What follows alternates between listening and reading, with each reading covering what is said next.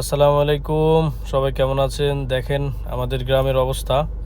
এটা হচ্ছে নোয়াখালী জেলা সোনাইমণি থানায় নতুন বাজারের পশ্চিম পাশে রথি গ্রাম।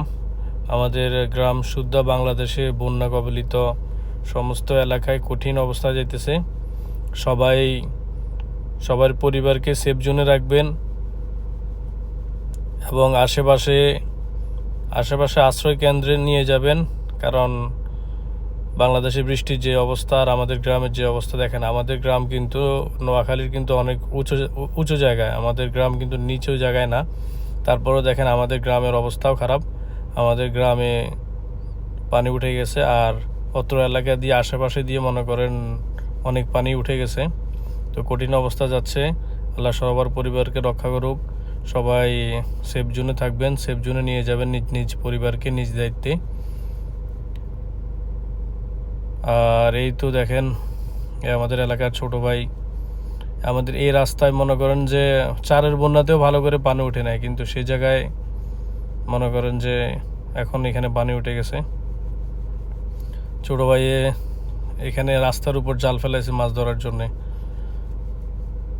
এই দেখেন এগুলি হচ্ছে যে প্রজেক্ট ছিল, ডানে বামে প্রজেক্ট ছিল। প্রজেক্টগুলি মনে করেন যে ডুবে এখন যারা প্রজেক্ট করছে লাখ লাখ টাকার মাছ শেষ।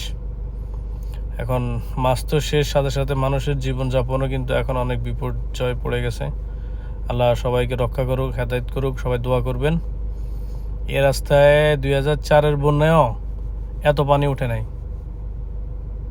এখন আসলে আশেপাশে খাল বিল মানুষের দখল করে, খাল বিল ভরাট করে এমন একটা অবস্থা করছে, মনে করেন পানি যে নেমে যাবে সে রাস্তা ভালো করে পায় না। পানি যদি নামতো তাহলেও মনে করেন কিছু স্বস্তি পাওয়া যেত। এখন আশেপাশে রাস্তাঘাট জায়গা কি একটা অবস্থা। আল্লাহ সবাইকে হেফাজত করুক, রক্ষা করুক। এই তো দেখেন চারপাশে দেখায় আপনাদের, এই হচ্ছে অবস্থা। বৃষ্টির কোনো বন্ধ নেই, বৃষ্টি পড়তে আছে, কঠিন অবস্থা চলতেছে। অনেক অনেক নিচু, যেগুলি নিচু জায়গা ওইগুলি কিন্তু ঘরের ভিতর না হলেও হাঁটু পরিমাণ পানি উঠে গেছে। আল্লাহ সবাইকে হেফাজত করুক, সবাই সবার জন্য দোয়া